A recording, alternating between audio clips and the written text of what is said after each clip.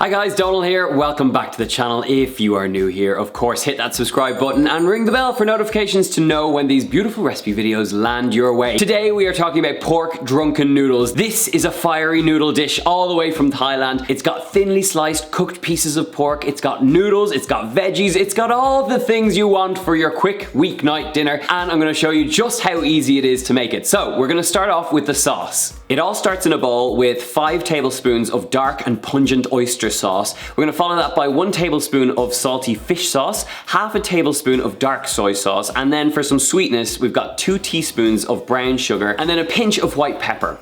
You're going to whisk all of that up until you have a nice smooth sauce, and this is going to be where all the flavour of this dish comes from. Speaking of flavour, let's talk about the aromatics. I have a fiery concoction of garlic and chilli. So you're going to start off in a pestle and mortar by adding 3 bird's eye chilies and then 6 garlic cloves. This just needs to be bashed until you have a smooth paste. The next step is to get a wok or a large frying pan over a screaming high heat and add in some oil.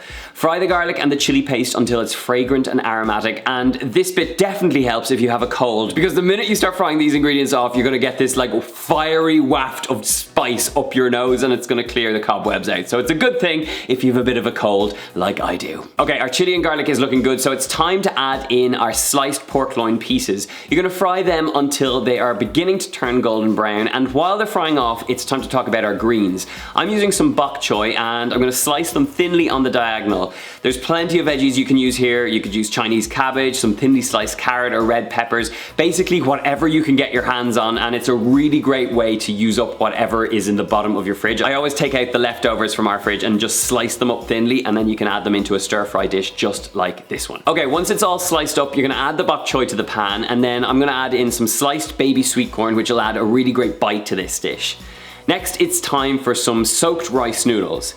And these are a great ingredient, especially for stir fries just like this one, because you can take a box of the noodles, stick them in a bowl, add in some hot water, and once they've become nice and tender, which literally takes about 5 minutes, they're good to drain, and then you can throw them straight into the wok and they're good to go. So once the noodles are in, it's time for the sauce. You're gonna pour it in and then stir fry for a couple of minutes until all the ingredients are coated and it's cooked out.